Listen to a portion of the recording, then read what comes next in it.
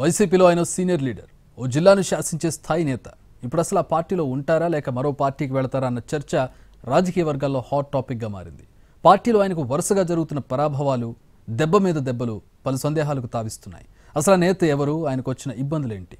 మాజీ మంత్రి బాలినేని శ్రీనివాసరెడ్డికి అధికార వైసీపీలో దెబ్బ మీద దెబ్బ పడుతున్నాయి. ఒంగోలు ఎంపీగా మాగుంటను కొనసాగించాలని పట్టుబట్టిన ఆయనకు అధిష్టానం మొండిచేయి చూపించింది. ఓ మెట్టు దిగిన బాలినేని అధిష్టానం మాటే శిరోధార్యమంటూ ప్రకటించారు. ఎంపీ అభ్యర్థిగా చంద్రగిరి ఎమ్మెల్యే చెవిరెడ్డి భాస్కర్ రెడ్డి పోటీలో ఉంటారని స్పష్టం చేసింది.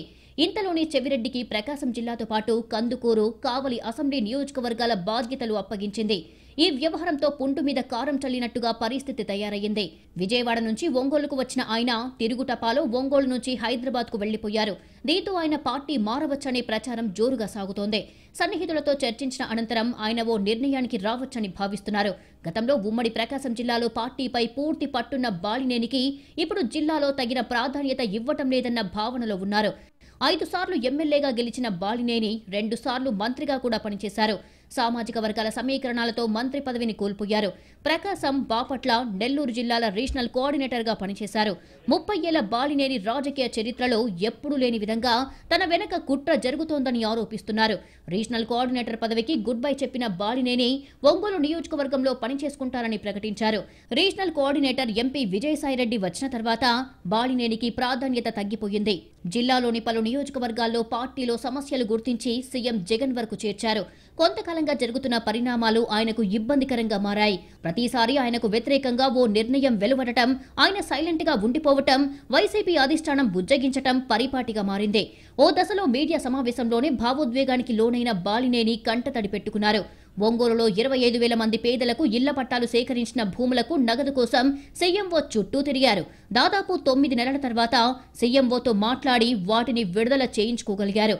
మాగుంట సీటు విషయంలో వెనక్కి తగ్గిన బాలినేని ఎంపీ సీటు చెవిరెడ్డికి కేటాయించడంతో పాటు రీజనల్ కోఆర్డినేటర్ పదవి కూడా కేటాయించడంతో ఆగ్రహానికి లోనయ్యారు. ఇంతలోనే చెవిరెడ్డి సూచించిన వ్యక్తిని తిరుపతి నుంచి ఒంగోలుకు బదిలీ చేయడం మరింత రాజేసింది. భూసేకరణకు సంబంధించి రైతులకు ఇవ్వాల్సిన డబ్బులను హడావిడిగా వారి అకౌంట్లలో జమ చేసింది. గత 3-4 రోజులుగా సాగదీసిన అధికారులు 216 మంది రైతుల బ్యాంక్ అకౌంట్లకు 126.34 కోట్లను జమ చేశారు. బాలినేనిని సంతృప్తిపరిచే ఎత్తుగడలో భాగంగానే హడావిడిగా రైతులకు డబ్బులు ఇచ్చినట్లుగా భావిస్తున్నారు. జరుగుతున్న పరిణామాలను జీర్ణించుకోలేని బాలినేని హైదరాబాద్కు వెళ్లిపోయారు.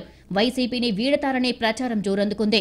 పార్టీని వీడే ఆలోచనలో బాలినేని లేరని ఆయన సన్నిహిత వర్గాలు చెప్పుకొస్తున్నాయి.